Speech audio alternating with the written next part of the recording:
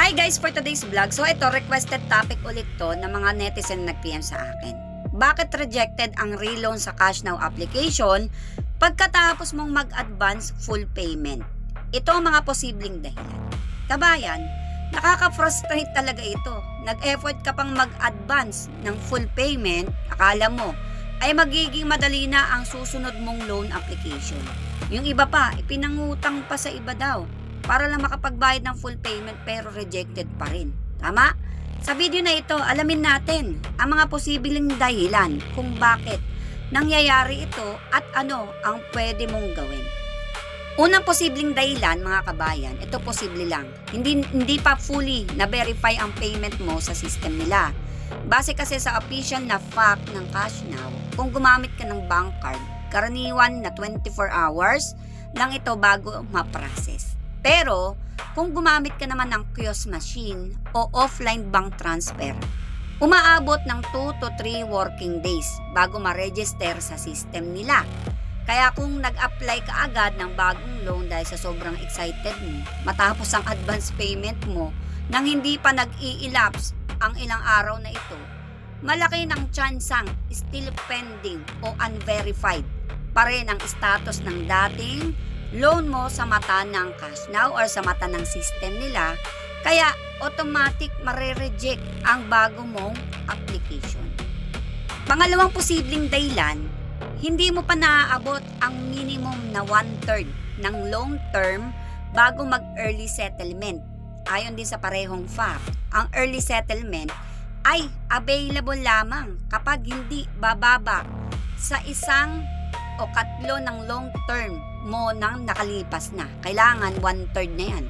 Kung sinubukan mong mag-advance payment ng bago pa lang talaga ang loan mo, halimbawa 1 linggo pa lang, posibleng hindi ito naging valid ng settlement sa mata ng system nila kahit na ipadala mo na ang pera. Kaya patuloy pa rin na naka-flag na may active loan ka pa rin yung account mo na yan. Okay? So, pangatlong posibleng dahilan, nagbago ang internal risk assessment o credit profile mo. Kahit fully settled na sa dating loan, hindi ito guarantee ng approval sa bago mong application. Okay? Dahil ang Cash Now ay gumagawa ng bagong risk assessment sa bawat application. So, tumitingin sila sa kasalukuyang income mo, employment status, at iba pang factor sa oras mismo ng pag-apply. Yung iba pa, nag-iiba ng designation. Tama? Hindi lang sa dating repayment history mo sila magbe-base. Okay? Dahil din sa mga yan. Kung may nagbago sa sitwasyon mo, halimbawa kung ikaw ay nagpalit ng trabaho o bumaba ang income mo, pwedeng itong maging factor sa rejection kahit malinis ang bayad mo sa nakaraang loan. Pang-apat na posibleng dahilan, technical glitch o system delay sa pag-update ng settled status. So base sa mga naitalang complaints ng ibang users online, may mga user na nagsabing kahit fully paid na sila ng maaga, nare-reject pa rin sa bagong application nila nang walang malinaw na dahilan. So maraming nakakaranas na ito, nababasa ko sa comment section at sa mga PM. So posibleng simpleng technical issue lang ito sa application. So hindi pa na-refresh o na-update ang totoong status mo sa kanilang back-end system. Kahit nasa harap mo ay nagpapakitang paid na. Okay? Panlima, may pagbabago rin minsan sa overall lending policy nila dahil ang Cash Now ay regular na nag-a-adjust ng kanilang risk criteria at lending guidelines base sa market conditions at regulatory requirements ng central bank. So, posibleng nagbago lang ang batayan ng approval nila sa oras na iyon.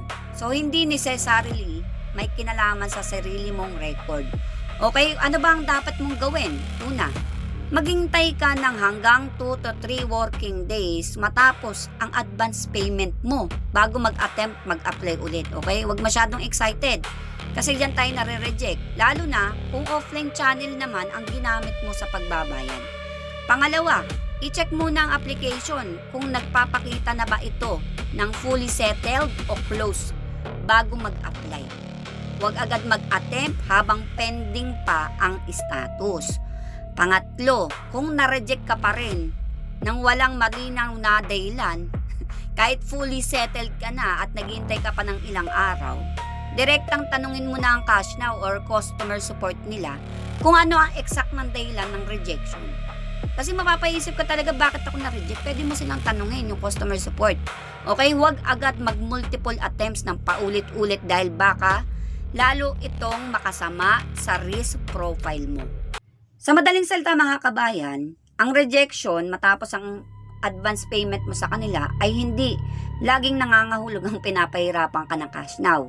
Mas malamang ay may technical delay ito, hindi pa naaabot ang minimum long term o bagong risk assessment lang.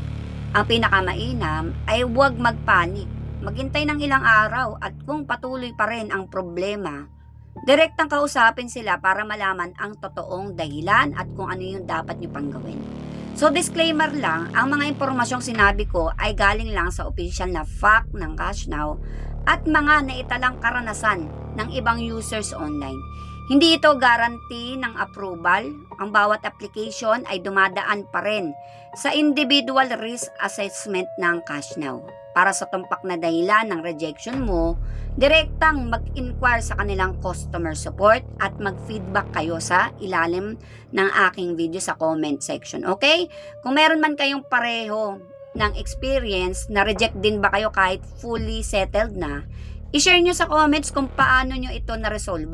Baka makatulong ito sa mga iba nating kababayan dyan na pareho ng iyong situation. So yun lang guys, para sa mga follow-up video pa and sa mga upcoming videos is i-upload na po natin sa ating YouTube channel. Kaya i-subscribe nyo po ako dyan for more info. So yun lang, maraming salamat. Please like and share my video.